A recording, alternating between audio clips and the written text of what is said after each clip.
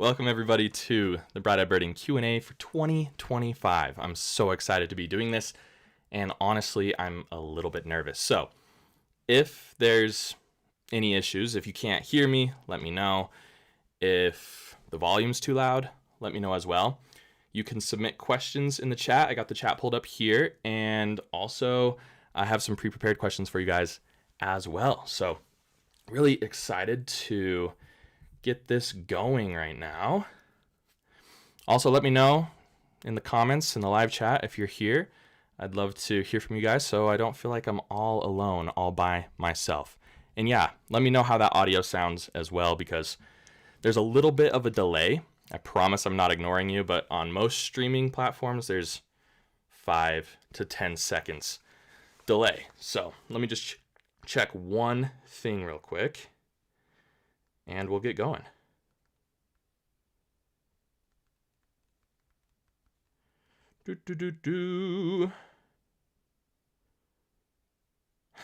Yeah. Hey, Hawken, how's it going? Good to see you. Super happy that you're here. Glad you made it in time. And yes, it does help when you unmute the microphone, right? Sounds so much better when you unmute the microphone. Okay. Oh my goodness. What's up, Shayna? Good to see you as well. Super happy. All my Bird2 friends are here. Super happy to see them pull through. I warned them. I said, if you guys don't come in, I might be in this live stream by myself. And so I'm so grateful that you're here. The Avian Observer, how's it going, my friend? Good to see you as well. And of course, Leela, my #1 supporter on the planet. Well, let's dive in here. Like I mentioned before, there's a little bit of delay. So if you ask a question in the chat, it'll take me a minute to see it. But I do have some pre-prepared questions for you as well. So we're going to start with the first one. And honestly, I didn't prepare any responses for this at all. Like, at all. So if it's a little bit rough, I'm sorry. First question that I have here comes from Hawken the Lens. If you haven't checked out Hawken's channel, make sure you check it out after watching this video, of course. And Hawken asked this on YouTube. He says, how do you see the channel evolving next year? And that's a great question. I think that the channel has a lot of potential to, grow, potential to continue moving in the right direction. If you watch my earliest videos, you can definitely see that the channel has hopefully improved a lot since then. I started out with, a budget camera. I started out with no idea what I was doing, no script, just going out and filming birds. And the channel's really evolved since then. So for this next year, I do have a few goals. I want to get better on my storytelling ability. I want to try to, just tell better stories. I started heavier with the narration once I got the new camera, and especially once I went to Oregon. And I just want to, be better with my storytelling. I think that nature stuff on YouTube, the vlog stuff is great, and I love the vlog stuff, but I think telling a story is much harder. It's so easy to just pick up my phone and start filming myself, but telling that story is going to be the big challenge. So hopefully you see an improvement moving forward into 2026 on that. And yeah, Hawken, thank you so much for that question. There's a few gear upgrades that might be coming in the future as well to just make the experience better for you guys, and we'll see how that goes. All right, let's move on to the next question. All right. This one is from Chris Street 1994, also from YouTube. And Chris Street asks, any plans to come up to Canada for a birding trip? Saskatchewan would make a good video. And I don't know, maybe Chris Street is Shayna undercover because Shayna lives in Saskatchewan. No, I'm just kidding. So I think that Canada would be amazing. I do have a video in Canada, in Montreal specifically, and unfortunately it was kind of a bust. I got dumped on with rain. I didn't see any new birds, even though I was all the way on that eastern flyway, and a lot of that had to do with the rain as well, right? There's not a lot of things you can do about just I live in Utah. I live in the desert, and when we get rain, we're talking maybe 20 minutes.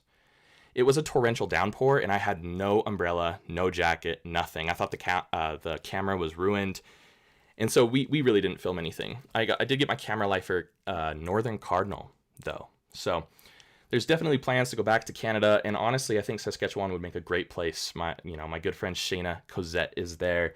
She has a YouTube channel as well, birding YouTube channel. Check it out, and it would be fun to just, I don't know, travel around and meet up with all the other bird tubers and do some cool adventures like that. Let's go to the chat real quick. Leela, thank you, Leela, asks, what was your favorite birding adventure and why from this year? And I think it's obvious to you guys if you've been keeping up with the channel, Oregon. Oregon was absolutely incredible. We saw so many lifers, I think 15 life birds in Oregon, if I remember correctly. We had amazing guides there as well. We had Kasim, my good friend Kasim. We stayed with Kasim. Ricardo, Levi, birding with Levi, and it was just an amazing time. I got my lifer great gray owl. I don't think anybody's going to pass up a great gray owl, right? So yeah, I would say Oregon. If you had to ask me, like sneaker trip, I go to California a lot, so I'm not going to say it's Southern California, but did I bird anywhere else? I don't know. Let me know in the comments if you have a favorite adventure that I did during the year, but I have to go with Oregon on that one. Let's see here. Thank you, Shayna. I would love to stay with you guys. That would be incredible. You guys are the best. All right, just checking for questions. All right, the Avian Observer has a question. Do you have any yearly challenges for 2026 coming up? And the answer to that is I kind of try to avoid challenges. I know a lot of bird tubers are doing challenges. The problem that I've seen with, a 200 bird challenge or 350 bird challenge, however high you want to scale it, is that after the challenge is done, it seems like a lot of people watching, they're watching for the challenge.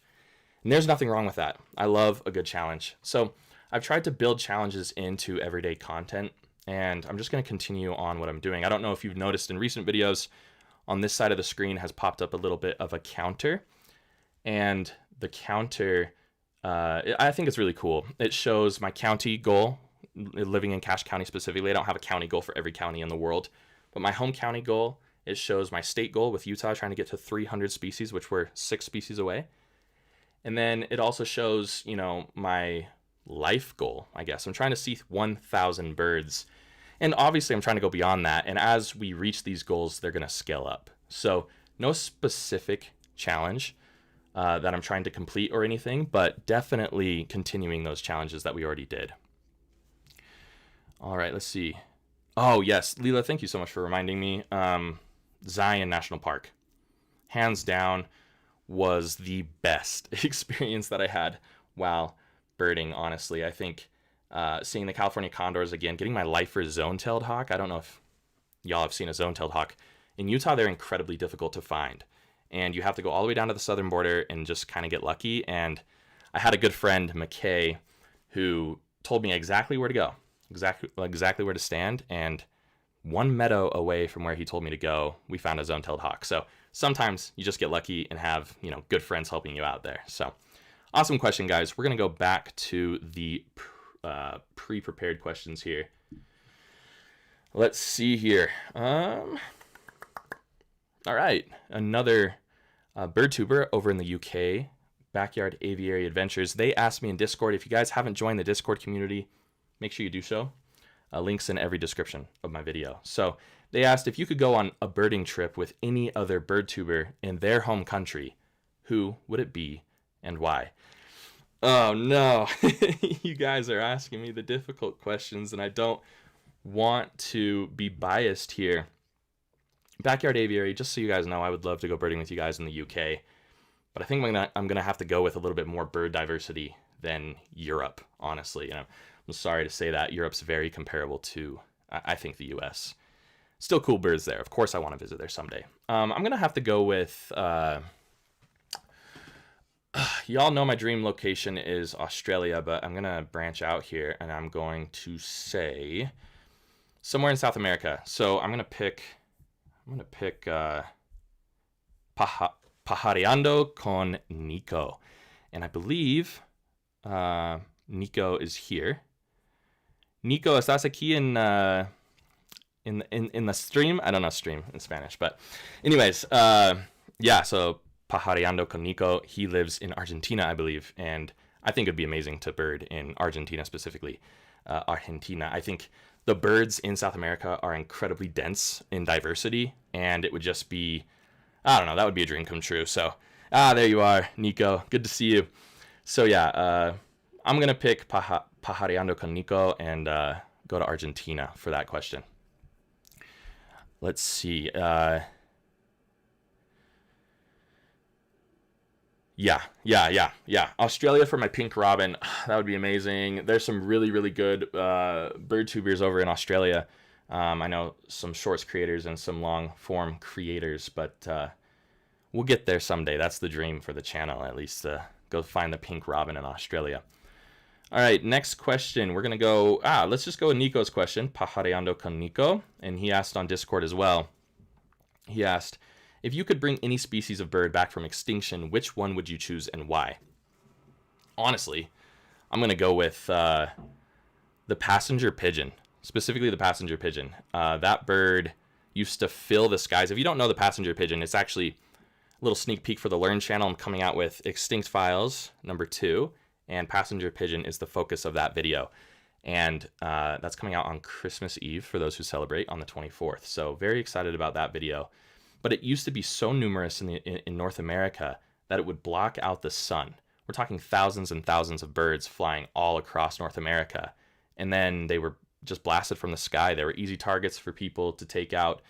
Their tree that they relied on, if anyone knows which species it is, put it in the chat. But the tree that they relied on just was wiped out as well, or at least was diminished to the point where it killed them off, and we don't have them anymore. I think they went extinct in the early 1900s, and that's terrible. So I'm going to pick passenger pigeon for their ecological niche that they covered, and also just for the fact that they were so numerous. So yeah, thank you so much, Nico. I would love to visit sometime. That would be incredible. Give me an opportunity to practice my Spanish for sure. All right, let's see. We're gonna go to another question pre-prepared. If you guys have questions, put them in the chat. I'm welcome to answer those as well. Lucas from Discord asked me, what was your overall favorite lifer you ever found? Oh man, one bird? Can I say the greater roadrunner since it's my favorite species? Technically, it was a lifer at some point. Let's see. I'm gonna go with channel period lifers. And I'm going to pick one from this year, actually. Great gray owl. Hands down. And not just because it's a great gray owl. It's because that experience was so incredible. That story of spending 3 days in freezing cold Eastern Oregon. I thought I was going to die, by the way, in that tent. I was so cold. I was not prepared. You can ask Hawken. I don't even think I brought my own, I didn't have a sleeping bag or anything. Luckily, Cossum hooked me up, but I still thought I was going to die. We spent 3 days there, and on our last night there, we saw a great gray owl. And, very emotional. You're going on, no sleep, and you've dreamed about seeing this bird forever. And then one's right in front of you. I think that was definitely my favorite encounter of all time. Awesome. We have another question in the chat from the Avian Observer. This is a BirdTube question, so if any of you are interested in BirdTube, this is the one.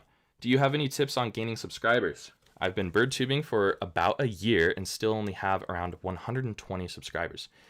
Yeah, that's a really good question, and I have seen some of your videos. They've popped up every once in a while, and I have watched some. And if you guys don't know, the Avian Observer has a YouTube channel. You can check it out. Young bird tuber. Lots of time. There's a lot of time for you to build out that channel. There's no deadline. So take your time, learn the skills. You're young, have fun with it as well. But if you're serious about, YouTube in general, I think consistency is the main thing. Consistency is I don't know. That's just posting at a set time, making yourself post videos. I stayed up till 2, 3 a.m. putting videos out on time for 3 years now. And I'm ahead sometimes. Most of the time I'm scrambling to get things done. So yeah, just make yourself be consistent. If you miss a week, just don't miss 2 weeks. If you miss a month, don't miss 2 months.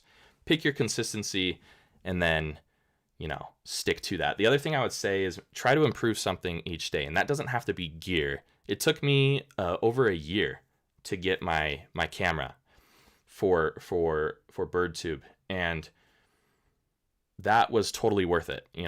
I was able to learn with a P900 with a budget camera. I was able to make these videos and just have fun with it, build a little bit of a base audience.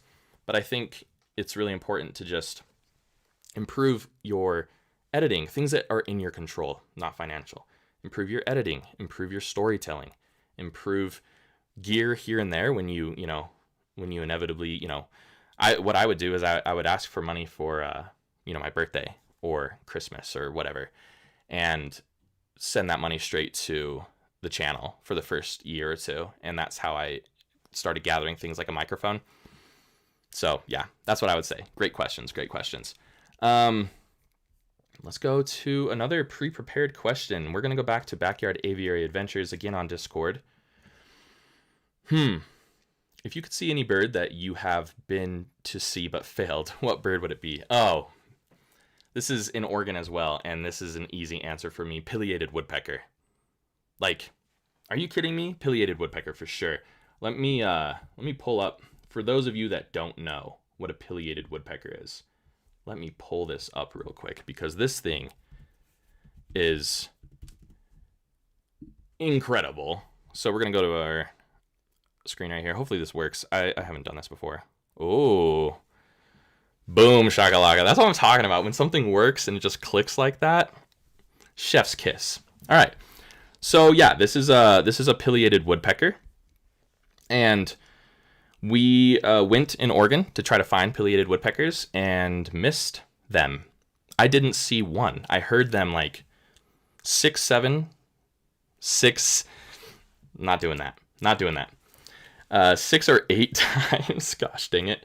Yeah, that was pretty cool. No, this was painful. This was painful to miss. That bird was just a nail in the coffin for us. We did get the great gray, and I wanted to get one of the two. So, pileated woodpecker, that's what I would pick for a bird I went to see, but just didn't find it. And it's one that's realistic for the channel, right? It's something that I'm going to see someday, but just not right now. All right, Leela asked, let's go back here. Leela asked, how do you keep up your enthusiasm for doing YouTube? Does it ever take away from your birding experience? Yeah, it's not always, Leela knows this better than anybody. It's not always, butterflies and just a good time. It's hard work. It's, anybody who's on the BirdTube, YouTube in general, content creation in general, honestly, it's hard work. I spend at least 20 hours a week on just the editing and the filming the video. That doesn't account for all the side quests that I'm trying to do, Instagram, TikTok. And it puts a strain sometimes on your life, I would say. I don't do anything but this on the side. Like, all my friends, birding related, because I don't really have, at least all the friends I keep up with, I don't really have a lot of friends that I can just, let's go, I don't know, hiking, or let's go camping, or I'm always doing BirdTube. So I think to keep, the reason that I keep going is because I really want to share these birds with people.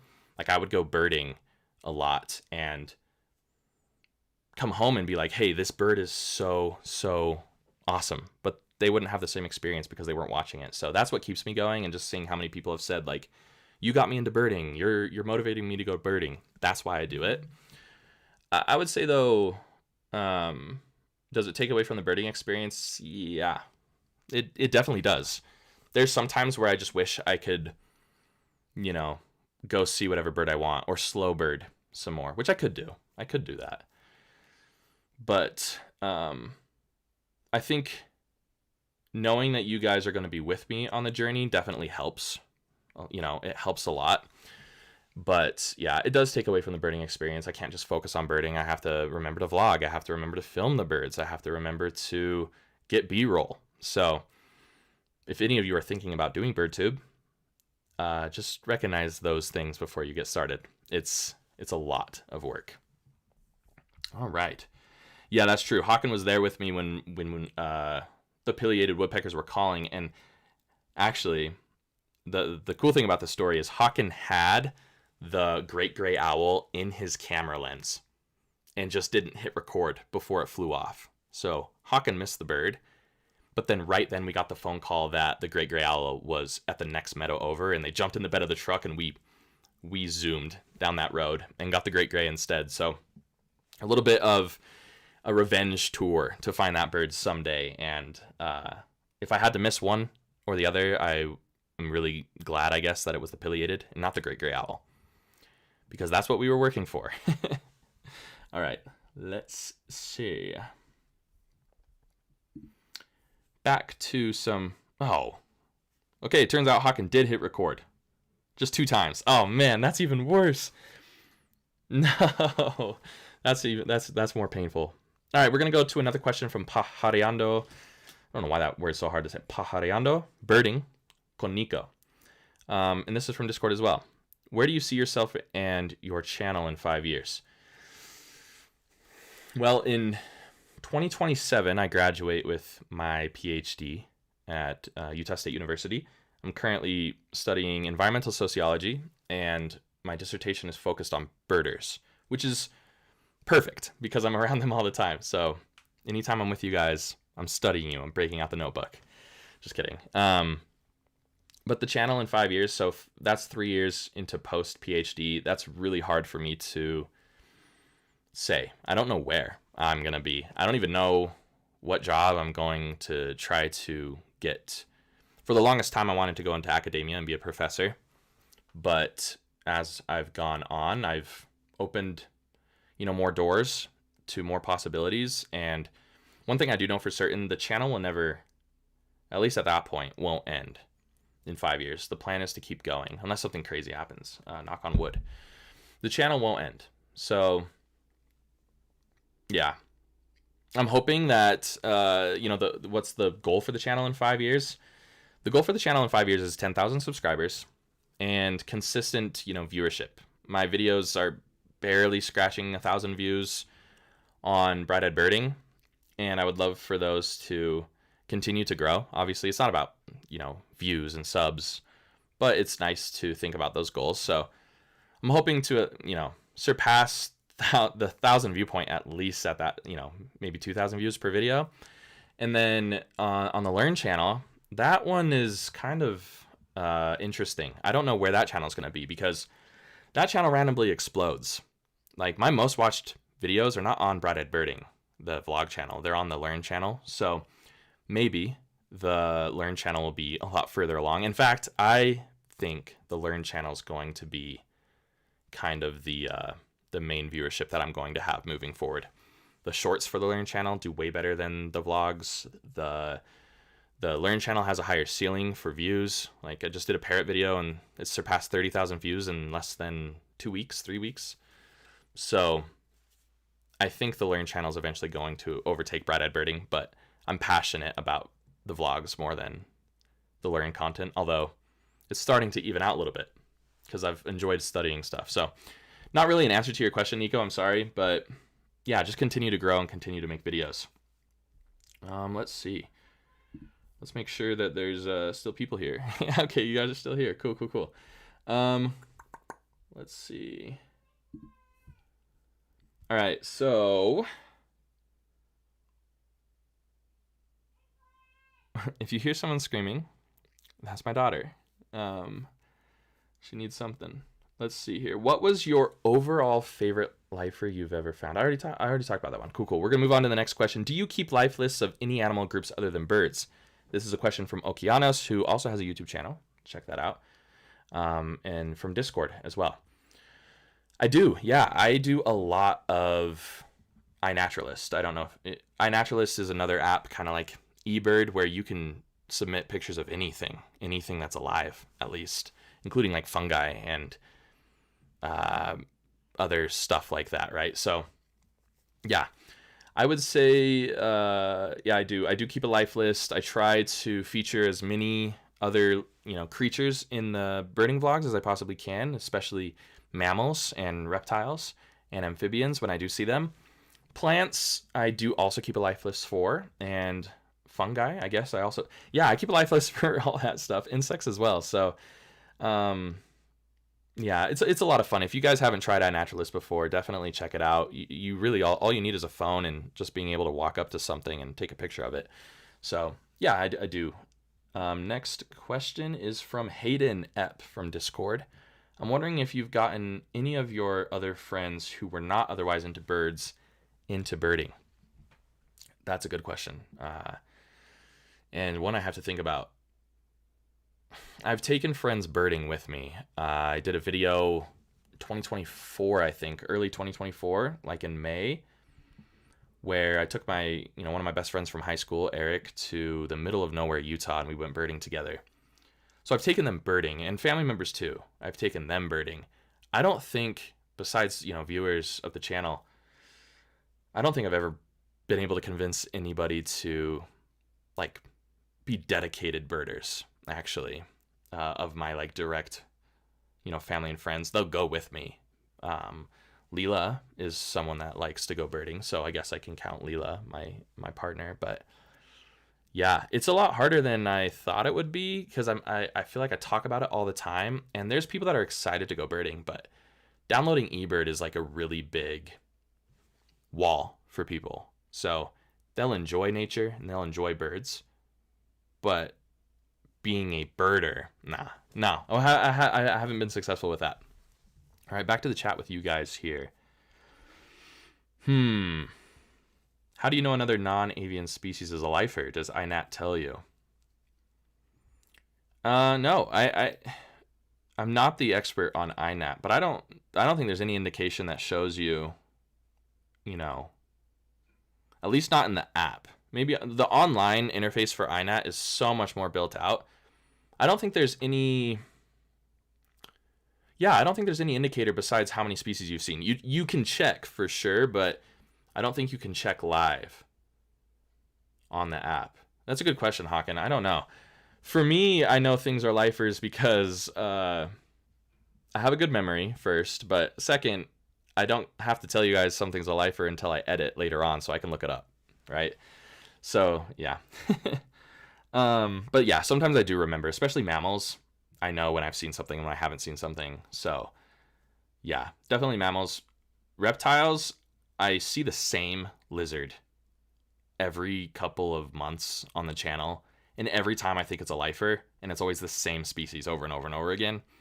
So yeah, I'm better at remembering. Same thing with plants. I'm like, oh yeah, I've seen this before, and it's a lifer, or I've never seen this before, and I've seen it like 20 times. So not my strong suit at all.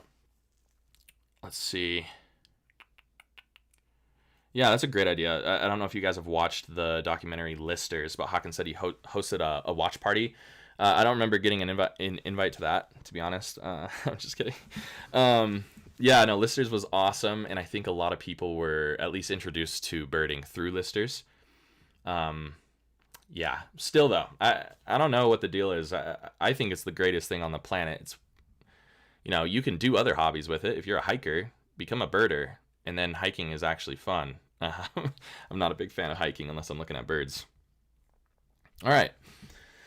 We are roaring through this right now.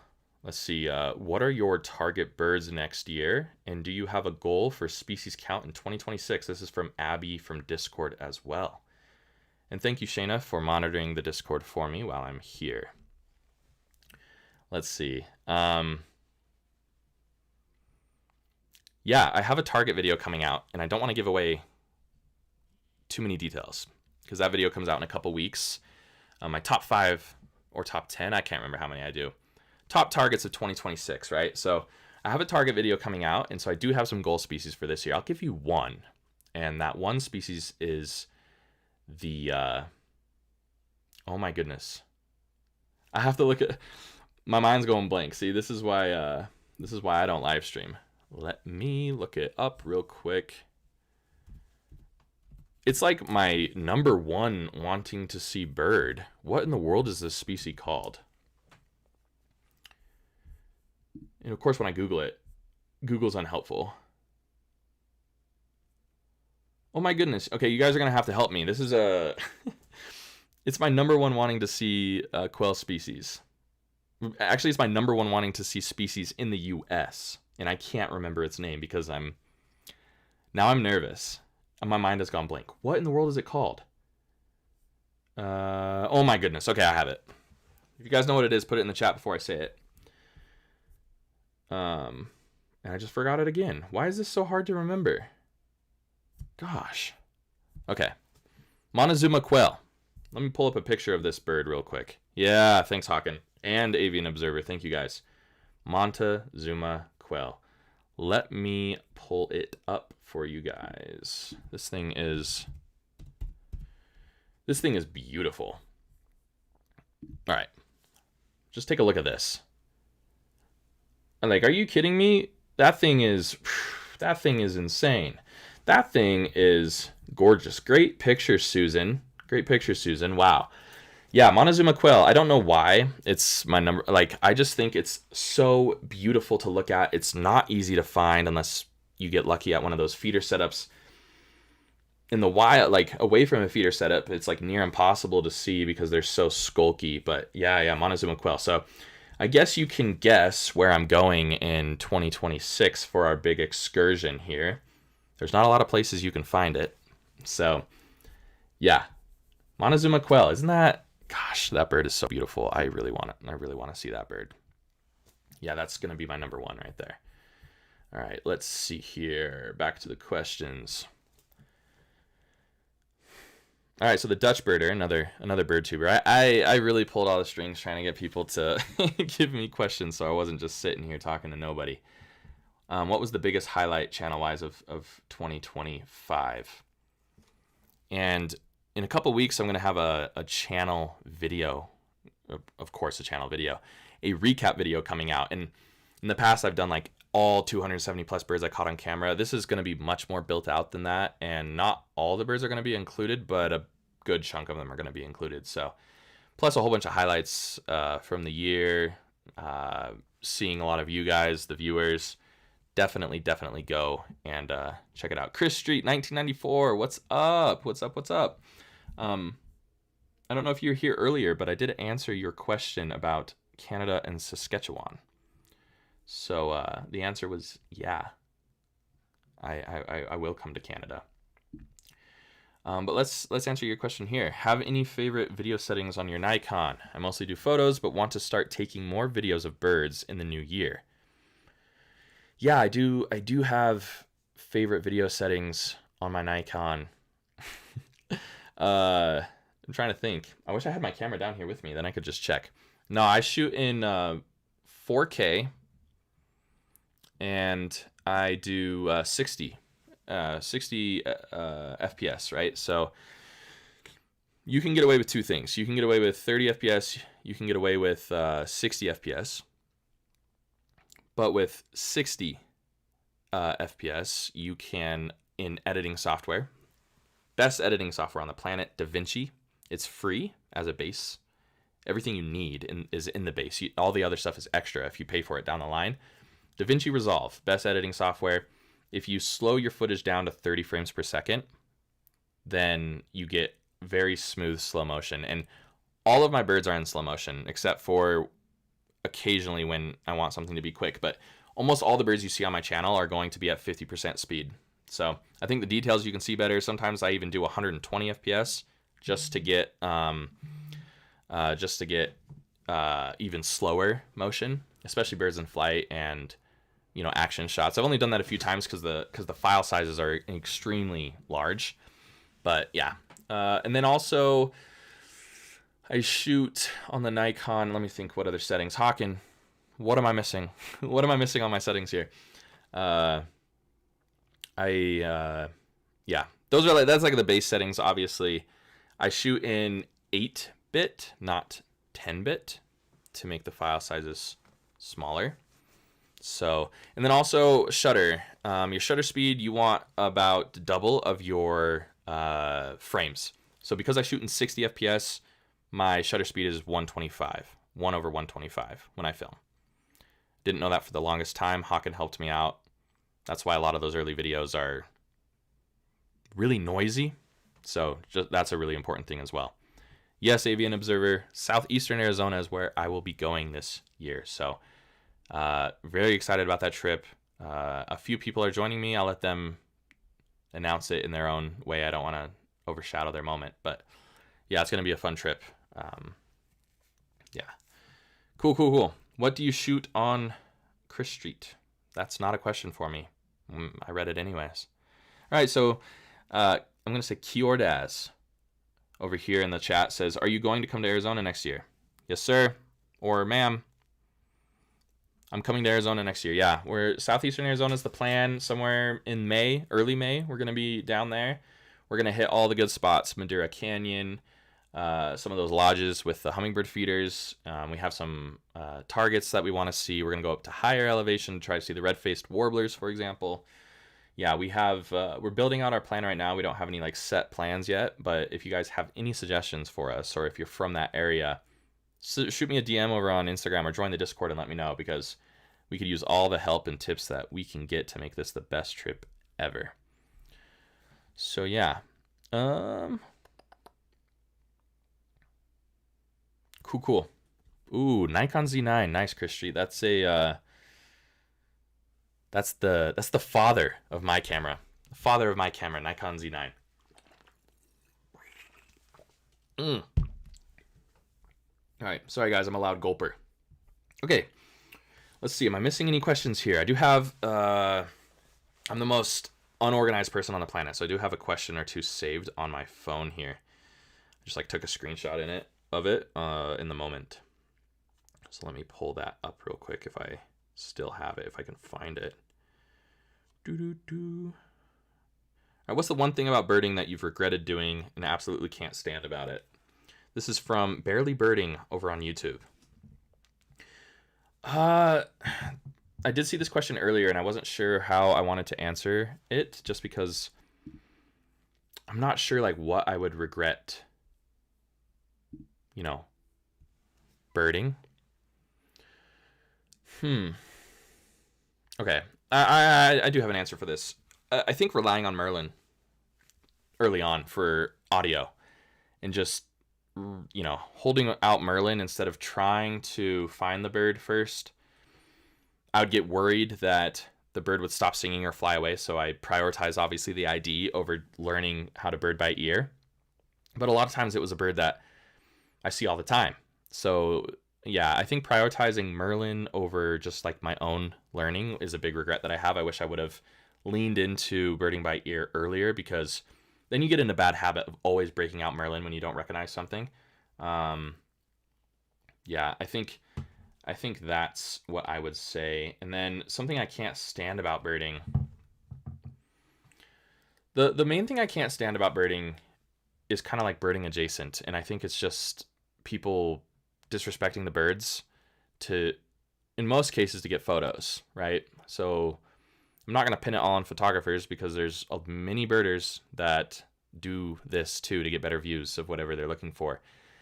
I would just say people that prioritize seeing the bird over respecting its space. And as, a bird tuber whose basically job is to film the birds, I try not to do that. I try not to, if I can tell the bird is stressed, we get out of there. We don't take our time. We don't dilly-dally.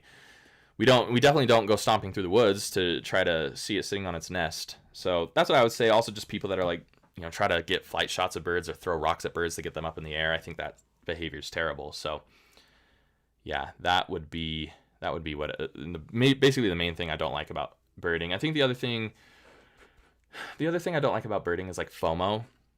When I get rare bird alerts and I know I can't go see that bird, like I don't have time, or I'm, this next semester I'll be teaching a class at the university, teaching undergrads. So there's going to be a lot more of this. If a bird shows up, I got to wait until the day that I don't have stuff going on. And I've really tried to suppress that feeling and just be like, doesn't matter. I'll see the bird someday somewhere else. But when you know it's a rare bird specifically for Utah, I think that's where things get difficult, where I'm like, I got to go see it. But I've really been working on that and making that better. What's a good way to connect with the birding community? Leela asks in the chat. I think that the best way to connect with the birding community is to, I'm going to be a little bit hypocritical here, go to your local bird walks. Audubon societies and chapters across the US, they do really well at making sure that there's bird walks happening periodically. If they're not, I think it's just every time you meet a birder who just seems like someone you'd want to spend time with, get their contact information, get their number. Every birder that I meet, I put in my phone, and then I just make sure that I put a feather next to their name. That's how I know they're a birder, like the feather emoji. So I do their name and then I put the feather there. And then when I'm going birding and I don't have anyone to go birding with, I'll just search the feather and all of the birders pop up on my phone. So that's what I do. And then I send out a mass exodus of a text to people, just opening it up for everybody. I think another thing is join your state discords. Every single state, for the most part, almost, I think there's like 30 maybe, have a Discord server. That's a great place to connect with people.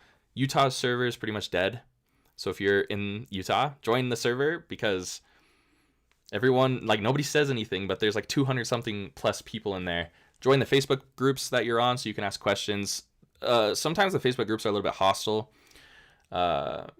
People aren't as nice on social media for whatever reason. Shocker. But I would say, yeah, every time you meet a birder while you're at like out birding, and it's someone that just seems really friendly and you would want to go birding with them, get their number. And most of the time they say yes. Let's see. Thank you, Leela. That was a great question. Yes, everybody go subscribe to Hawk on the Lens, Shayna Cosette Birding, Pajareando con Nico, and the Avian Observer. They get a shout out for being here. All right, let's see. Next question. What was the biggest highlight? Nope, already asked that one. Come on, Jordan. Wake up here. Come on, we're live. How much money did you make with your channel? Obviously, the title of the stream is how much money did I make with my channel? And this is from the Dutch Birder. So I believe in, pay transparency. I think that it's important. I know a lot of you guys are probably wondering have wondered how much money does someone make birding, or bird tubing. So I'm prepared to show you right now. I'm just pulling it up. And maybe it'll be more than you expect. Maybe it'll be less than you expect. But right now I'm pulling up ad revenue data for 2025. So this is purely views. Purely people viewing the channel, besides like one, or I think actually two times people put what they call like super thanks. Like they're basically a donation in my comments. So there's a spike there for $25 one day, which I obviously really appreciate. So let's see. Boom. Voila.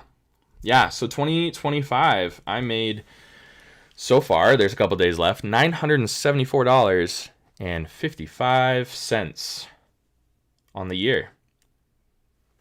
So just under $1,000. I don't know. Do you guys think, is that more or less than you were expecting? I think it's great. It's $1,000 I wouldn't have otherwise. It's $1,000 I wouldn't have otherwise. So yeah, $974.55. Obviously the biggest day was $23.80, and that's because I did have a couple people throw a super thanks my way on one video, and I really appreciated that.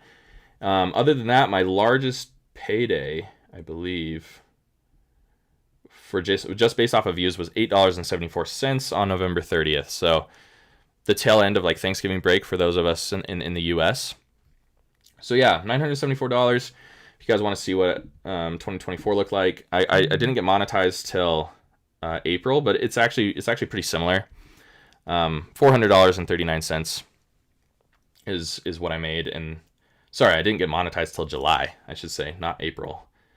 The exact halfway point of July. So yeah. Again, super grateful. It's money I wouldn't have had otherwise. But let me just mention real quick. I don't have anything to show you here. I'll just talk it out. Most money on YouTube comes from sponsorships and affiliate marketing and merch and stuff like that. So a couple $100 from, selling merch. If you guys haven't checked out the merch, definitely go check out the store that I got up. The merch that I have, I'll just show you guys real quick if you guys haven't seen it. Hashtag advertisement, I guess. So this is, the website that I built out here.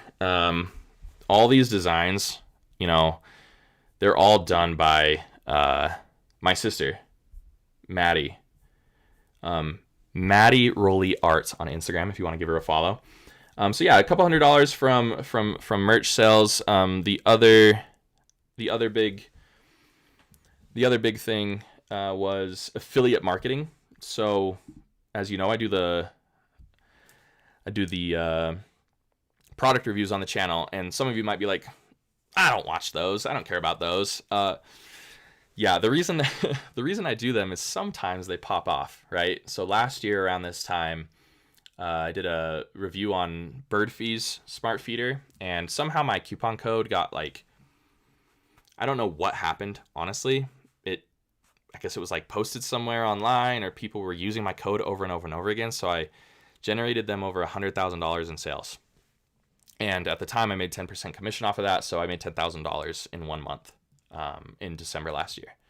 So that is where the majority of the money comes from. And I immediately put it back into the channel, and I bought the Nikon Z6 III camera. So yeah, that's why I was able to upgrade my camera gear. I had that goal going for a while, and I didn't think I was going to be able to do that till this year. So that was quite amazing, honestly, and I really, really appreciated that. So overall, and then this year, I think I've made $3,500 worth of sales of smart bird feeders, mostly at the beginning of the year, tailing off of that initial sale in December. So that's where all the money comes from, right? So yeah, nothing too crazy, but it's money that I wouldn't have had otherwise. And so far, it's all going back into channel. Gas is expensive, gear is expensive, and yeah, hopefully I want to make it sustainable someday. So there's a few more questions now in the chat. A few people popped in here. Kiordaz asks, what is your life list right now? Well, let's take a look. I have eBird pulled up. You guys get to front row seats here. Yeah, so here's my eBird. My life list is currently sitting at 381 species, and I've done almost 100% of my birding in the West. So 381, I'm pretty proud of in the Western Flyway, right? From as far north as Oregon down to Southern California, and then as far east as Utah, right? I've done one birding trip in Philadelphia and one birding trip in Montreal. In the Montreal trip, I didn't see any lifers. So, yeah.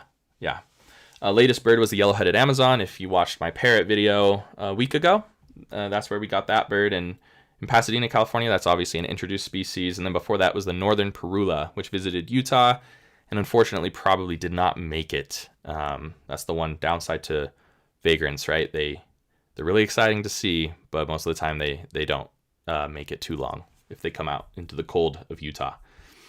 Yeah, I have eBird pulled up. If you guys have questions about eBird, go ahead and throw them in the chat as well. Any eBird data that you'd like to see, I would love to show you. Another question. Let's see. Valerie, Coach, good to see you. Good to see you here. What part of Mexico have you visited? I know someone in San Pancho, Nayarit, Mexico, who wrote a book about native birds. That's really, really cool. So I've lived in Mexico. I lived in Mexico for a couple of years, and I lived specifically in Mexico City for a couple months. Although I didn't see too much of that. And then I lived in Querétaro. Oh my goodness, my Spanish is so bad right now. Querétaro, which is central Mexico, like smack dab in the middle. Boom. Irapuato. I was near Irapuato. I lived in Guanajuato, Mexico, again central Mexico, in a city called Celaya for like 7 or 8 months. But yeah, smack dab in the middle of Mexico. I didn't do any birding while I was there. In fact, I can't even remember seeing a bird except for one time a bird flew into my apartment, and all I remember was that it was like gray. So I don't even know what species it was, but yeah, no birds, unfortunately. Thank you so much, Michelle. That's extremely nice of you to say. I'm glad that you watch the channel, and I really appreciate your support. Let's see. Cool. Yeah. Make sure you guys check out these other bird tubers. They are awesome. Let's see. Yeah, 400 species. That's amazing. You're just right there in front of me. 550 species, Avian Observer. That's awesome. Passing that 500 mark. Did you pass that 500 mark this year, or was that earlier? Because 50 lifers in a year, that's pretty impressive. I know you went on some pretty cool trips though, so that's probably helped as well. Also, you're at 490 right now, so you need 60 birds. Are you going anywhere to see those birds? I need 6 birds for Utah, and I know I'm not getting that this year. So let's see. How much a month? How much money a month? Yeah, that's a great question. I can pull that up as well. Sorry, guys. If you guys are just joining, there is a delay on the stream. That's just how streaming works. So you probably ask a question, and then I don't see it for like 30 seconds. But yeah, per month, like, let me show you like December, for example, so far. And then you guys can get like an idea of, oh yeah, that's enough to pay for dinner. Yeah, so $57 this month. I'll show you November. That was a pretty high month. Whenever I get above $100, I'm super happy at the moment. $100 in November. The Learn channel, though, like I mentioned, the Bright-Eyed Birding Learn channel had a video surpass 30,000, and then another video, or get close to 30,000, and then another video's the first video I ever posted is also taking off. It's like a bird seed guide video, and I've made $100, over $150 actually on that in like 11 days so far of being monetized. It just got monetized on that channel. So yeah, like I said, Bright-Eyed Birding Learn might be the future of bright-eyed birding in terms of where the money's coming from. So yeah, that's pretty cool. All right. Let's see. I'm just reading your guys' comments. Yeah, 179, Chris. That's awesome. 179. Honestly, if you think about it, most people in the world can't name more than 10 species of birds. So I always saw 100 as just like, oh, that's so many. I didn't even know there was 100 birds in Utah, for example. So 179 is amazing. I hope to get 600 by the end of the year. Where are you guys going? Oh, Kiordaz, you're at, I thought you were at, oh, you said I'm almost at 400. Sorry, I thought you were almost at 400. I was like, where are you going to see 200 bird species? Yeah, 7 birds, you can definitely get that done. That's awesome. I hope you reach your goal of 600, Kiordaz. Let's see. Beth B. Do I know Beth B? Yes, I do. I just can't remember from where. Maybe in the that sounds so familiar. I think definitely a viewer of the channel. That's awesome that they recommended me, though. I really appreciate that, Beth. Yeah, let's see. Okay, 374 for the U.S. That's awesome, Avian Observer. That's awesome. We're like right here. We're just like right next to each other in our birding journey. Yeah, Pajareando con Nico finally crossed the 500 worldwide lifers last month. 517. Shoo.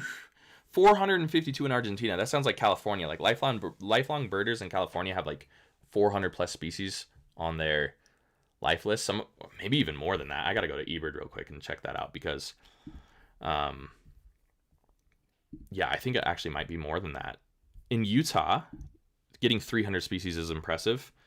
All the top 100 at 300, I think there's like there's like a handful of people that have like 400 species in the state of Utah. So I'm not about to see 400 species. I won't be living here that long. But California, it helps when you live along the coast. The number one birder in California has 651 species, and they've probably been birding like their entire life there. Jeez, 650, and everyone else is in the 600 as well. See, like, I hope to see 700 species in the U.S. one day, but 600 in one state is absolutely bonkers to me. Congrats to them. That's amazing. Yeah. All right, let's see how we're doing, guys. We've gone an hour and 20 minutes. So I'm going to sit here for just a couple more minutes. You guys have any last second questions that you guys want to throw in the chat? I'll sit here for like a couple more minutes, try to keep things lively. Thank you guys so much for coming. The time flew. Oh wait, we haven't even gone an hour yet. Now that I'm looking at the time. What time is it? Oh, we haven't even gone an hour yet. Whoa. Slow down, Jordan. Slow down. I forgot. I started the stream 30 minutes early for that little preview. All right, yeah, guys. Go ahead and throw. You guys have any other questions? I know there's only like 8 of you in the chat. So, what's your go-to birding snack? Good question, Leela. Everyone's hungry. Everyone's hungry right now. Yeah. Ask me about food. Now I'm hungry. My go-to birding snack. Okay, Maverick burritos. So in Utah, we have this gas station called Maverick. And gas station food is like whatever, right? And I guess like some people would say the same thing about a Maverick burrito. It's a gas station burrito. But I think they're awesome. And sometimes hit or miss. Like I've had some terrible ones before that I thought were going to kill me. But you go birding with me, we're stopping at the Maverick. And we're getting ourselves a Maverick burrito. That's my go-to snack. If I have to pack a backpack snack, I think I prefer like trail mix. I think trail mix is awesome. I never remember to bring it, or like a granola bar. Those would be my favorite snacks for birding. Oh yeah, everybody's coming through with questions now. Good. Hawken asked, "What's my favorite holiday treat or snack?" I love fudge, like homemade fudge.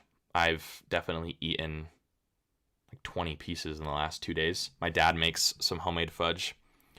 So yeah, I'm going to go with homemade fudge is my favorite holiday treat. I'm not a fan of sweets or baked goods usually. Oh, except for ginger snaps. Ginger snaps, if you don't know, it's a cookie, circle cookie that tastes like a gingerbread man, but it's a cookie. Those are so good. I love ginger snaps. Yeah, ginger snaps but they're soft. You know how some ginger snaps are like crack and they're hard? Soft ginger snaps cookies. Those are my favorite with fudge. If I had a plate of that, perfect. It's basically what I ate today for breakfast, lunch, and dinner. Yeah, Argentina has some places where you can add like a huge amount of lifers. Yeah, I know. So that's the thing about birding, right? On the Discord server, we keep like a lifer board and we keep like a year board. But birding is so interesting because it really depends on where you go, right? So if you go on a trip to Costa Rica and another person just stays in their state, obviously the person who goes to Costa Rica is going to have like double the birds for the year, or even on their life list, than the person who just birds in Utah, or their home state or home province or whatever, or estado or wherever. So yeah, it's very interesting when you take those big bird excursions, how much your life list jumps. And it's also just funny sometimes where you're like, so much about birding is where you can afford to go as well. So whenever I keep the lifer board, but it's very unserious. Like it's just for fun. And I think life boards are just for, they're lifers and life lists. They're just for fun in general, because there's way better birders than me, for example, that have less birds on their life list because they've been less places, right? How do you plan for birding trips, outings, and big days? That's a great question. The Avian Observer here in the chat. typically what I do is, why don't I just show you guys what I do real quick over here on eBird. So what I do to plan a bird excursion is I go to trusty eBird here, and I go to the Explore tab that's up here in the top, top right. And if, let's say I'm birding in a new location, I'll just go to the Explore Hotspots tab, and then I'll zoom in. Let's say I'm birding in, we're going to go to southeastern Arizona because that's where I'm going this year, over by Tucson. So I just zoom in over here, and there's they used to have a tool that said like show points sooner. But yeah, so then what I'll typically do is I'll check these bright red hotspots first. The darker red or orange the hotspot is, the more birds that have been seen there. So especially if I'm going somewhere that I've never been before, definitely going to click on these like deeper red hotspots. Now, if I'm planning a big day in my home state of Utah, for example, I don't care about what hotspot has the most species. I'll probably hit one of those that's reliable, because sometimes these hotspots are misleading, right? For example, in Southern California, let me take you over here real quick to Southern California. My mother-in-law lives in the high desert out here, so that's where I was just hanging out. And there's a hotspot up here called Harper Dry Lake that I traveled to once for a video. There's 300 species there. It's by far the most, diverse hotspots for birds in Southern California, at least up in that, up in the desert. And when I went there was nothing. I did get a lifer. I think it was a Bell's sparrow that I saw there, which was amazing and awesome.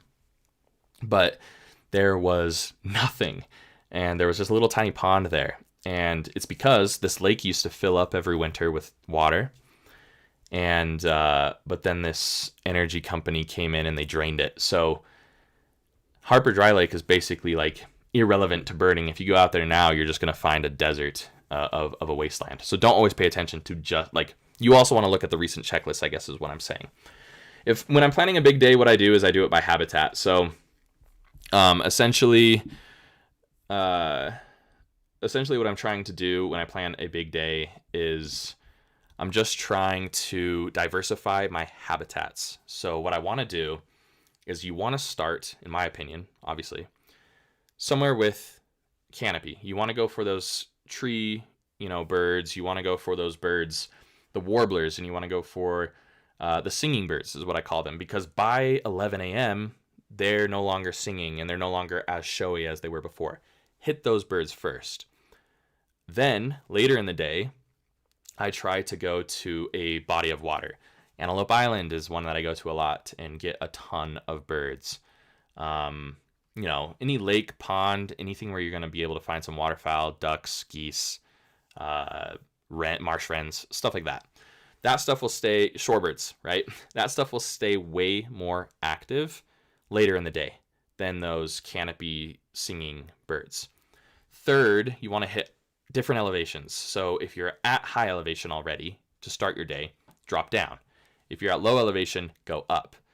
And at that point, you've kind of covered all your bases. And then to finish off like a big day, I definitely see where the gaps are. I'm tracking, I keep a trip report. I see what birds I'm missing that I should have seen.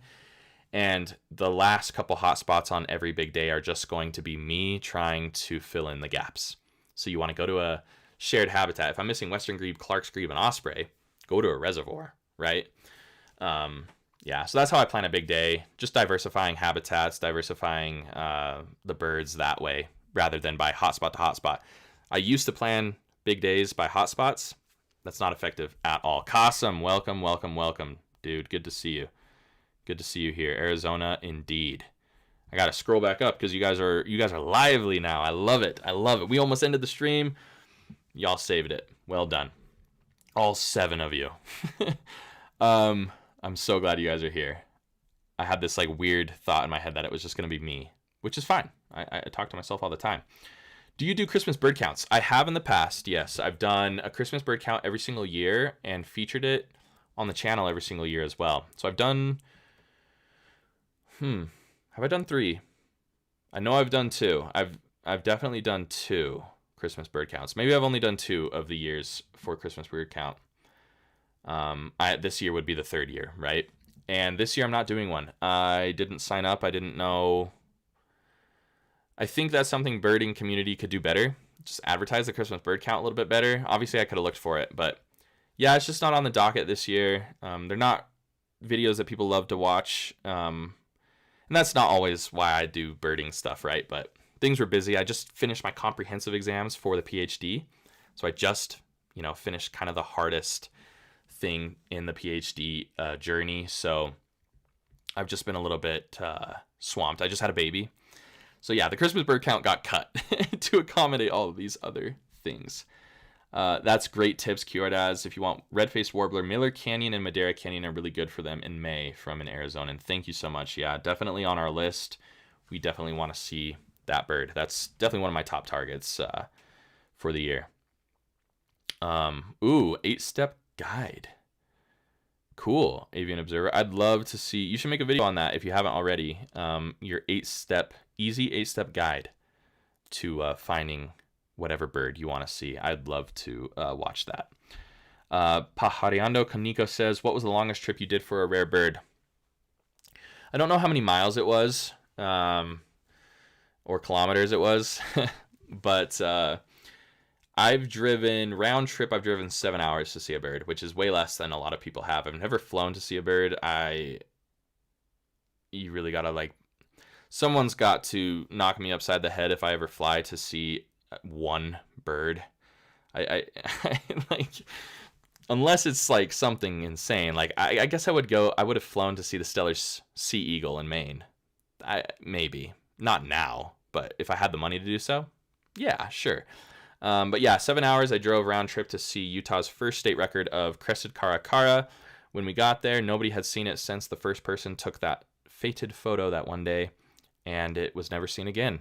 So, and then the second record of crested caracara, which happened literally the next year, this year, I was on my way to Oregon to do that big Oregon trip. So never got to see my crested caracara in Utah.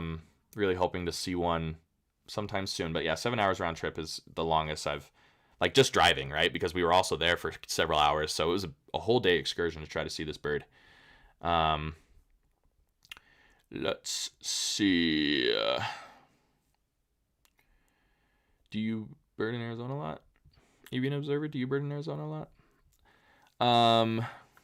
Let's see. I'm just looking at your guys' chat just to see what else is going on in here. Good evening, Tori, Jane. Good to see you here. Super happy you're here. Gloria, welcome so much. Thank you so much for coming to the stream. Super happy to see you as well. Let's see. If I could meet one birder, who would I meet and why? Hawk on the Lens. Dream has already come true. Great guy. If I could meet one birder, I think it'd be cool to meet David Sibley, right? David Sibley, who makes the field guides, or the artwork for the field guides at least. No, yeah, he makes field guides straight up. David Sibley, I think, would be cool. Ken Kaufman, I think, would be fun to run into, or just meet, right? Christian Cooper, I think, would be cool. I loved his Extraordinary Birder series on Disney Plus. Also, I read his book. Incredible. Definitely recommend that book by Christian Cooper. Dude has such an interesting life, right? I won't spoil anything for you, but the stuff that he's done in his life is incredible. Christian Cooper, and also a birder. So would love to run into to them as well. I don't really have I feel like I've kind of met so many cool people birding. I guess that's my list. Yeah, thank you, Tori. She's now 3 months old, barely turned 3 months old, and she's just doing well. She's a big baby. She loves to eat. She's my second daughter. So I'm 29 years old. I've got 2 girls. I'm a girl dad, and it's the best thing on the entire planet. And they like to go birding, and sometimes you hear them. in the background of my videos. So I don't show them on the channel just because there's not you guys, but there's definitely weird people, and on YouTube specifically. But then number two, I want them to decide if they ever want to be, you know, they can't really consent to being filmed or becoming, you know, viewable by the public at their young age. So we'll let them way down the line. Oh yeah, Leela says Bob. I would love to meet Bob Duchesne. If you haven't seen Bob Duchesne's YouTube videos, just a great channel on YouTube. Funny guy, great personality. I have emailed Bob before. Bob has been on a collaboration on the channel last October, not this past one, but earlier. Just a really nice guy. I would love to go birding with Bob sometime. What's your number one bird to get in Arizona realistically? Well, Kasim, I believe you're late, but we did talk about the Montezuma quail. I'll give you my second target for Arizona. Elf owl. We got to go big or go home. You know what I mean? We went for the great gray owl earlier. Elf owl, it's on the list. I've got the night vision binoculars now. We don't have to, we can observe these birds and they won't even know we're here. So, elf owl is probably my number one target behind the Montezuma quail. I don't know how realistic that is because I didn't think great gray was realistic, but then we got it, right? So we'll shoot for the stars. Common bird in southern Arizona that I'd love to see. I want to see those hummingbirds. What is the violet crowned hummingbird? Is that a hummingbird? is that a hummingbird? I know there's a few down there, but yeah, the one, the purple head or whatever, the hardest one to find, I guess. It visits like one feeder, and we're planning to go to that feeder, so hopefully we see that one. What's your biggest nemesis bird right now? From the Avian Observer in the chat. For me, I've tried for the American bittern 16 times in 5 different states this year. Wow. I don't have a nemesis bird like that, Avian Observer. I don't try as much as as you on those. I get burnt out pretty quickly, so I've taken a break from a lot of nemesis birds. I would say my number one nemesis bird at the moment is, I don't know. So the birds left for Utah are like pretty limited, right? They are all hard to find. I think the easiest one on the list to see in Utah is the white-winged crossbill, but I can't really call that a nemesis bird because I've only tried for it like once, right? So I would say right now I don't really have a nemesis bird. Pileated woodpecker, I guess, just seeing it. But I've only tried to see that bird like 2 trips technically in a handful of days. So for Utah, though, my nemesis bird is the surf scoter and the white-winged scoter, and I've seen those birds everywhere else but here in the state, and I've tried to see those birds a ton. So Utah nemesis birds, white-winged scoter, and surf scoter. Hawkins says Rivoli's too. Yes, Rivoli's hummingbird would be awesome, and fortunately, that's an easy bird to find, so definitely on the list. Violet crowned at Patton Center in Patagonia. Thanks, Blaze Birding. Good to see you as well. You guys got to check out Blaze Birding. He's got a YouTube channel, but also some awesome content over on TikTok and Instagram. So yeah, Blaze Birding. Good to see you. Thanks for joining us. Yeah, Kasim, pileated woodpecker. I know. If only my guide in Arizona could have found me the pileated woodpecker. Thoughts on that, people? Lucifer hummingbird.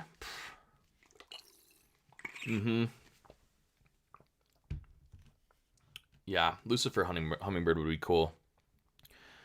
Come out east for the pileated. I've heard they're easier. Okay, y'all that live in the east. I had so many people in my comments, and they were like, pileated woodpeckers hang out in my backyard. Okay. that's such a cool backyard bird. I don't get that impression from the western pileated woodpeckers. They seem to be like strictly old growth forest birds, and they're not really hanging out in people's backyards because otherwise Kasim would have helped us find one. So if you're out east, are they just like a backyard bird? Do they just like hang out in your backyards? Like, what's the deal with that? Yeah, Montezuma quail. Ugh. I'm just hoping, honestly, to just kind of see them at a feeder somewhere. That's how I got common ground dove, which is a really cool bird as well. Let me show you this bird, actually. I haven't shown you guys a bird in a little bit on the stream. Yeah, let me look up common ground dove. This thing is really cool. So I found this bird by the Salton Sea, common ground dove. And the cool thing about this bird, you're probably like, that looks like a boring, tannish dove species. Honestly, it's really cute. So shame on you for thinking that. But if we go down here, look at that. Under wing is bright red. I don't know. I think they're adorable. I think they're super cool. They're also tiny. They're like this big, itty bitty tiny ground doves. I did not get good photos of them, so it was before I had the camera. I went to, Salton Sea video was like last winter, like 4 or 5 months before the camera. But yeah, definitely want to see that Montezuma quail. Okay, so Avian Observer says that they do get them in their backyard, and they're super common and give great views. So, all right, Cossum, Oregon, y'all are both fired. I'm going out east to find my pileated woodpecker someday. Chiricahua Mountains, but not seen easily. Who's guiding us in Arizona? Me. I'm guiding us. Yeah.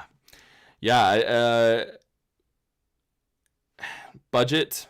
None of us have the funds to be able to guide.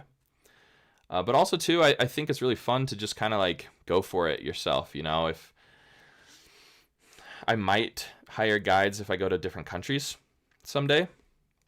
Cossum guided us in Oregon, but Cossum was just like a nice guy, you know, nice guy. Let us stay at his house. Just made us dinner, by the way. Yeah. So Hawken and I and everyone else who comes on these trips, we kind of go for it by ourselves. Yeah. No guide for Oregon. But if any of you guys are local and you guys want to meet us at a hot spot, let us know. Y'all know where the birds are. We love that. All right, Blaze says, when I lived in Boston, I would occasionally get pileated woodpeckers in my backyard, but they're probably the woodpecker I saw the least. Okay, so they're there. They're just not in your backyard all the time. That's cool. I like that. It's kind of like, I don't know. In Utah, our woodpecker species there's actually quite a few of them, but the most common one we see is downy. And then sometimes, you know, we get hairy if you live on the foothills. And then there's the sapsuckers, but those are probably the rarest, and I don't think all of them are bird feeder birds either, so that's really cool. Number one bird this year from each state you have been this year. Oh man, woo! That's a tough one. Let me go look at my eBird real quick, and I will do a little surprise reveal. I'm only gonna do lifers, right? Cossum lifers. Okay, so number one. Yeah, I know what I'm going with for Utah. All right, so we'll start with Utah. My number one bird for the state of Utah this year. Reveal. Wait for it. Long-eared owl. All right, I guess it's over here. That bird's so cool. And it was my lifer, and it flew in for 2 seconds before it flew away. Hawken was with me as well. Hawken, I don't know if you'd agree with me, but sheesh. What an awesome encounter. We were literally just hanging out at Antelope Island. Obviously, we were birding, and this owl flew in, and I was thinking, oh, cool. Great horned owl just flew in right in front of us. Then we looked closer, and it was like, you know, the gears are turning, and it's like, whoa, that's a long-eared owl. So it was just passing through. It hasn't been seen there since, and obviously they're hidden on eBird. But whenever you find a hidden eBird bird, like the great gray owl, or the long-eared owl for Utah. Let me do a reveal for California. My California list this year is pretty bleak, actually. I didn't go as many trips. We had the baby, so we didn't go very much to California. Did I even get a lifer in California? Yeah, I had to have gotten a lifer in California. California is huge. Let's see. Lifer. All right. Yeah, this is actually harder than I thought. I'm not seeing any bird like lifer California bird that I saw this year. Eurasian collared dove I got this year for... Oh. No. I'm looking at my year list. I'm like, why can't I find... I know what I'm doing. Okay. Lifer. Yeah, California was a slow one this year. I don't have one for California. No, just kidding. Psych. I found one. Okay, here we go. Ready?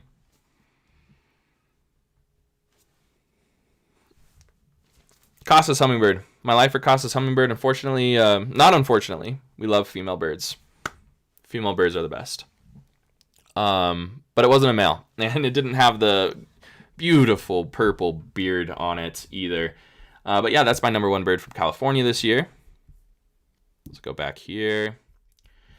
Only other state I really went to and visited this year was Oregon, and I'm not going to do the great gray because I already talked about the great gray. So let me pull up my Oregon number one bird this year as well. I also went to like random states like Idaho and Nevada, but the birding that I did there was very, very minimal. Oregon. Like I mentioned, we got 15 lifers in Oregon, and they were all incredible. I'm not going to pick the puffins. That's too obvious. I'm going to pick something that you guys probably aren't expecting here, just because this was like one of the most underrated birds I think I've ever seen in my entire life. Surfbird. Number one bird from Oregon was the surfbird. I didn't expect to like it that much, but the fact that it just flew in front of us and landed right on the rocky beach rock for literally maybe 2 minutes and then flew away and we never saw it again. Number one bird for the state of Oregon, surfbird. All right. Great question, Qasim. Thank you so much. Any tips on finding owls in general from Blaze Birding in the chat? You always get such great shots in your videos. Thank you. I keep striking out. Honestly, tips for owls. I let other people do the work for me. I'm going to be honest. I know that's not the most adventurous answer, but I have a lot of friends that are a lot better at finding owls than me, and then they just let me tag along and I get to see them. I think one thing you can do is in the winter is find out where they're roosting. So if you come across an owl roost, like we came across this barn owl roost that had like at one point 13 barn owls in it. That's an amazing way to find owls. And then obviously I think just going, like, owls are territorial. They're going to hang out in the same spots over and over and over again throughout the year. And like once we figured out what those spots were, we just keep going back and we keep going back and we keep going back. And then eventually you're going to get good shots of those birds. For my photography friends who look for owls and find them by themselves, they're always looking for two things: whitewash and owl pellets. If you can find either of those things in an area, there's an owl there somewhere, right? And then like the worst way to find an owl is to just hope you find an owl, right? But again, the best way to find an owl is just to not expect to see one and then they pop right up for you. So a lot of it's just being out a lot. And then I think I do have a really good luck with daytime owl sightings. But that just comes with finding out where they're nesting or where they're roosting and keeping a safe distance and then just filming them. The Avian Observer says, what was the number one state you want to visit? So we're going to Arizona. That's obviously top of the list. That's why we're going there. Arizona this year. Texas, probably. Texas or Florida. Number one state I want to visit for birding. Once I visit those two states, I don't know. But yeah, Florida and Texas definitely high on the list. Great question, Avian Observer. Let's see. Yeah, Kyordaz, shoot me a message in the Discord and we can coordinate for Arizona. Yeah, that'd be awesome. We'd love your help, especially like local help. Best way to find birds, honestly, when you go visit places. Let's see. Thank you, Hawken.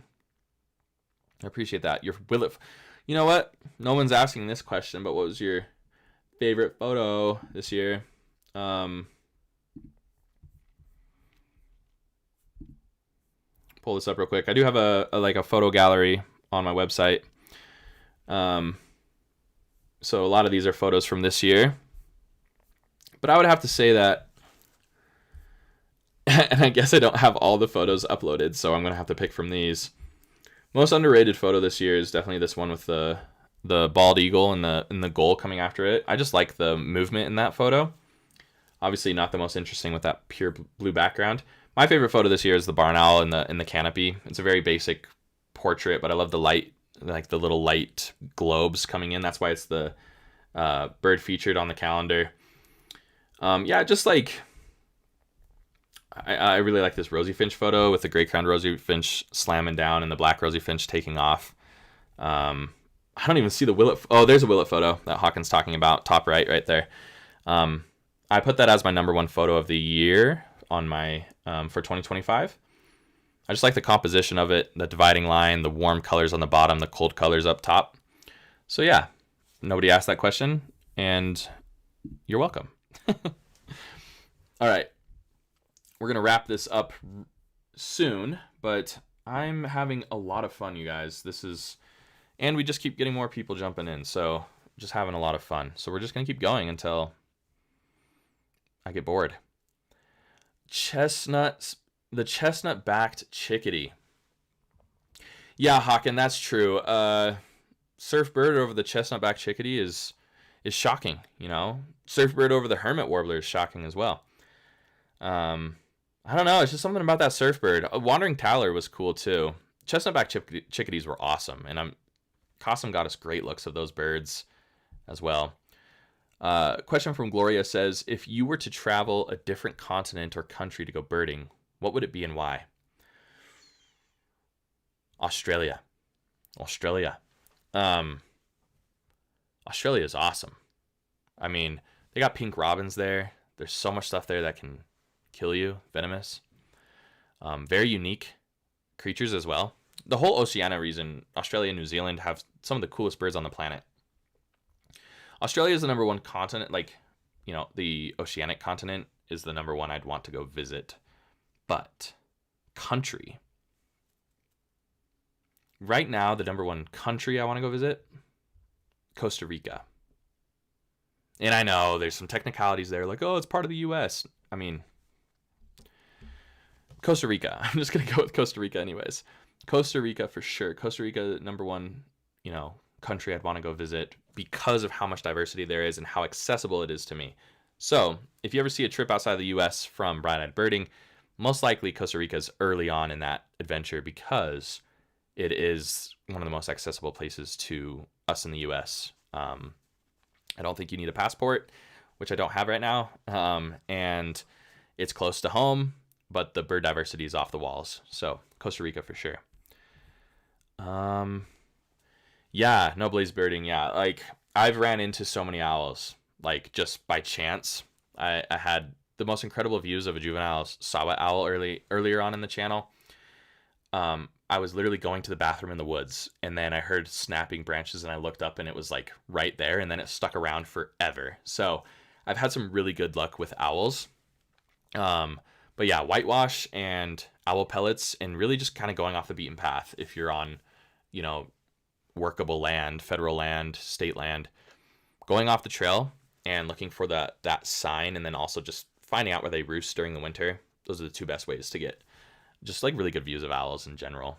And once you find those spots, they come back like every year. Like there's some western screech owls that I keep going back to. They've been there for like 2 years now, and they've never failed me year round even. There's been times where I haven't seen them at all, but like 90% of the time they're there. So yeah, that's great. Hawaii, Hawkins says. Yeah, for like a state to visit. Hawaii is cool. It's really cool, but so if you didn't know, I have a goal to see 100 bird species in every single state in the United States. I'm really worried about Hawaii because it's not like the cheapest destination to travel to, but then also 100 species in Hawaii. That's going to take me a while. Like that's going to take me more than one trip. I can do most of these. Rhode Island I'm worried about too, but I can do most trips to states in one dedicated visit. Like in Oregon, we saw 153 species in 1 week. Arizona, I suspect we'll get close to that, maybe smash that. We're going for less days, but yeah, 153 species in 1 week. So I'm worried about Hawaii. Cool birds though. Yeah, definitely have to get those endemic birds. Such awesome. I love it when they like a lot of those Hawaiian birds have their Hawaiian names. So cool. I wish we did more of that, honestly. Have you ever birded out east? Besides the pileated woodpecker, what bird would you most want to see out here, says the Avian Observer. I've birded out east twice. I birded in Montreal, but I got dumped on in the rain, so I got no lifers. And it wasn't a birding trip. I was there for school. I was presenting on some research, and I've been to Philadelphia early on in the channel. You can go back and watch that video. It's like one of the first videos I've ever made. Saw some really cool birds there, got some lifers. But not a lot, and like basically no birding in the east after that. And I was a fairly like inexperienced birder at the time, so I didn't do hardly anything right. And neither of those trips were like dedicated birder trips either. I was visiting family in Philadelphia. So if I had, like, besides the pileated woodpecker, what bird would I most want to see out east? Atlantic puffin. I'd love to see, something about puffins. I know that's cliche. Atlantic puffin would be really, really cool. Roseate spoonbill would be awesome as well. Limpkin would be really cool. Snailkite. I know that a lot of these are Florida birds, but technically the east, right? Whooping crane. Would love to see a whooping crane. Ruby-throated hummingbird. I would love to see a ruby-throated hummingbird. I have things like Carolina chickadee on my life list. I know that. I think I have Baltimore Oriole as well. So I do have some of those eastern birds. What's the oyster catcher y'all got over there? American oyster catcher? I would like to see one of those as well. Great question. Yeah, Qasim, yes. Take us to Costa Rica. I would love to do that trip. That would be amazing. Excuse me. All right. Oh, what's up? Good morning. Good morning, Mark. I know you changed your name, but I still know you're Mark. Good morning, Mark. I've never been to Hong Kong. The only countries I've been to outside the United States are Canada for 2 days and Mexico for a couple years. So I have a lot of travel to go to. And yes, every single Hong Kong, I'd love to see the birds of Hong Kong. I had some friends go to China. I don't exactly know what part of China they went to, but I had some friends go birding there last summer. Amazing. Like, I couldn't believe it. I had so much FOMO. Like, amazing birds. Singapore has cool birds. I know that. Taiwan has some cool birds. Indonesia, Malaysia. Yeah. Japan. Okay. Japan is actually really high on the list. And I'm a big fan of Pokemon. Always been a fan of Pokemon. So Japan is high on the list. Obviously also for the birds. But yeah, would love to go there. Rhode Island will be doable for 100 if you can get a ton of birds in the spring in a weekend between the seabirds and migrating warblers. That's really good news, Blaze, because I don't know a lot about Rhode Island actually, but I just heard that, island birding in general is just really hard to get species, right?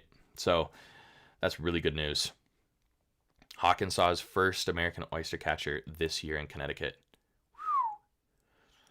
Yeah, I'm jealous. Actually, my mother-in-law, she likes birds, but she's not a birder, or wouldn't consider herself a birder, I think. Sent me like cell phone pictures of American oyster catchers just like right in front of her, and I was like, dude, so cool, so awesome. Puffins are so cool to see. Yeah. What do we see? The tufted puffin in Oregon. One of the coolest experiences ever. It's like, they're obviously not, they're alcids, right? So the closest thing I'm going to get to seeing a penguin in the next 5 to 10 years, probably. Really awesome. Really awesome. Let's see. How much do you regret not being a birder back when you were in Mexico, says Pajariano Canico? Honestly, more and more every single day. Like, I have so much regrets. I loved birds at that point too. But I just didn't have a field guide, and I didn't have binoculars when I was there. And it would have made life, just that time period, so enjoyable. Just to be able to look up in the trees and be able to identify birds. I'm a pretty anxious person, and birding has really helped me to not be that way, especially when traveling. So when I was in Mexico, I had some anxiety going on. I mean, I have anxiety going on all the time. Birding would have really helped with that, and would have been a big, just like, I don't know. Mexico is awesome. I love Mexico, and like the people are just incredible. The food, incredible, way better than anything we have here. But yeah, I wish I would have paid attention to the birds, because that would have gone a long way, really long way. Yeah, of course, Mark. Thanks for watching and commenting on all of my videos. I really appreciate you, commenting and being so supportive. So yeah. I don't know if I cut out right there or if I'm cutting out. Let me see.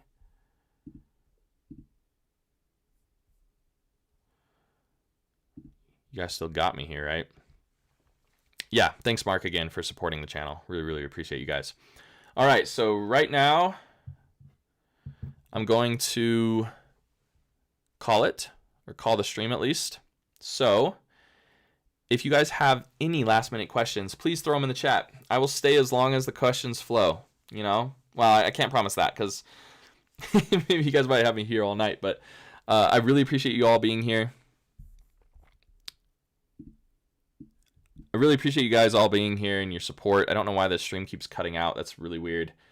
But yeah, please, if you have any last minute questions, throw them in here. I'd love to answer any last minute questions. No way. Avian Observer just got a pileated woodpecker right outside his window. If you were a bird, which one would you be? From Gloria. That's a great question, Gloria. Great horned owl. I always have the same answer. I just don't want to get eaten by anything, and that's like the lowest chance, I think, of being eaten. Great horned owls are the apex predator of the skies, at least on our continent, North America. So yeah, I picked great horned owl. But if we were going off of pure like aesthetics, roadrunner, of course, favorite bird of all time. They can survive in the desert. They're also very formidable. Not a lot of stuff can take out a roadrunner. Coyotes try, and they do sometimes, but yeah, roadrunner. Costume says, any big plans for the channel in 2026 besides Arizona? That's a great question. At the moment, the channel's really focused on basically one trip per year. That's basically all the budget can allow for, right? So I'm looking at the schedule. We got Arizona. We got some of your favorite videos coming back. A big collaboration in October again with some of your favorite bird tubers. We'll switch things up again. I like doing that video every year. Some California birding for sure. And I also think the plan is to try to hit 1 or 2 new states. I haven't birded Wyoming, and I haven't birded Colorado either. So expect some videos from there. I know that's a very similar flyway to what I'm already on, but crossing over the border and birding some of those states for the first time is definitely on the docket for 2026. And there's a few things I'll keep to myself until the time comes with big surprises. Obviously, some big days coming up, events like Great Backyard Bird Count, Great Salt Lake Birding Festival, and yeah, other than that, if you guys have suggestions for me, where I don't have to, again, I'm teaching this semester, so I can't like take off early, and I can't take off for long weeks like I was able to do last year, but definitely throw in some suggestions or into the Discord or whatever as well. What is your number 1 bird for 2026 besides Arizona? That's a great question. My list is always heavily based off of whatever trip I'm going on. And thinking outside of that, there's 2 species that come to mind. One, you guys want a surprise reveal again? Let me pull up this species real quick. No, wrong species. LOL. All right, let's see.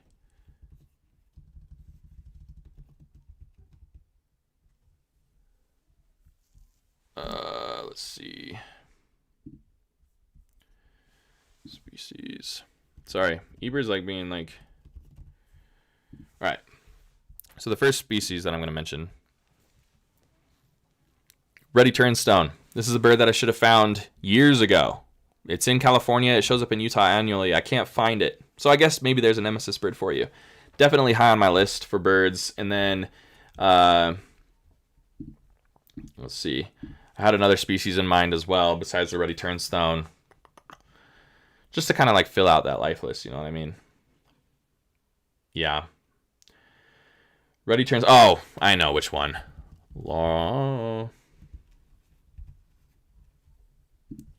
This guy.